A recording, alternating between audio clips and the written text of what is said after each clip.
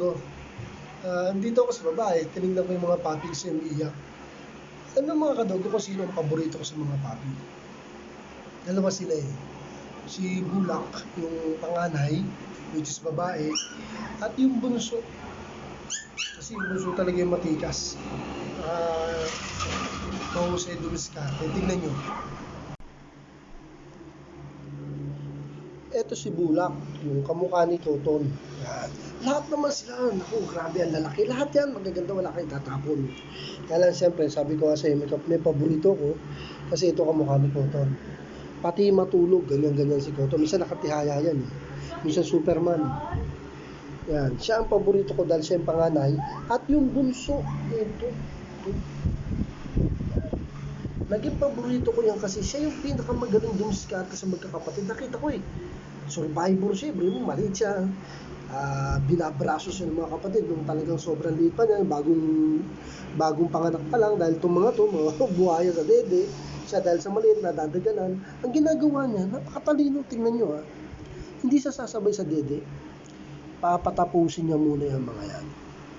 Kaya nga bumili rin ako ng gatas kasi nakawa ko sa kanya noon. Hinanpid ko yan bukod sa pagdede. Ngayon pala, nakita ko sa camera, pag madaling araw dumidede. Sabi ko kaya tataka ko ba't busog? Yung dede pala, kagaya niyan. Tingnan niyo ang forma niya. Siya yung nasa nanay. Katatapos siya ng dumede. Kasi tulog na itong mga patabain niyang kapatid. Tsaka naging paborito ko siya. Lalaki po yan eh. Naging paborito ko siya kasi siya yung pinakabalbon. Tignan mo.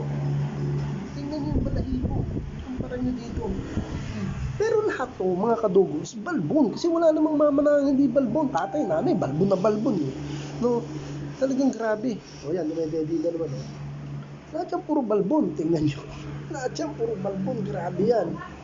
Wala namang mamanahan niya na hindi sila balbon. Ang akin lang, syempre, meron tayong paborito. Syempre, di ba? Ito, panganay. Liit-liit yan ha. Nagpas 2 weeks pa lang, pero yan, grabe yan, tumatahol. Kaya ako napunta dito kasi may tumatahol na tuta. Akala ko, napano. Yung pala eh, matutulog lang, nananaginip, tahol ng tahol pa. Ito si bunso. Tingnan nyo. Medyo maliit siya, lumaki na nga eh. Medyo maliit siya kasi nga siya yung pinaka huling liter, siya yung pinaka bunso.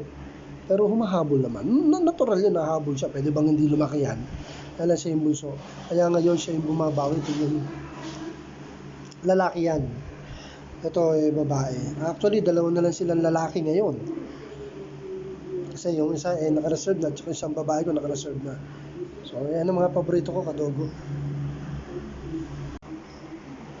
Ayun ang kadogo, no? Kaya ako bigla napunta dito. Dahil nga doon sa nag-iingay. Nag-iingay si Bulak. Kala ko na paano. Yun pala eh. Yun nga. Grabe.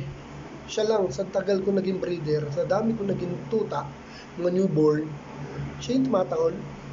Grabe, pero kahit ng tahol talaga kasing tahol. Magulat kayo, bakit gano'n? Sabi nyo, tumatahol, lit-lit. 2 weeks mahigit pa lang, wala pa nga 3 weeks.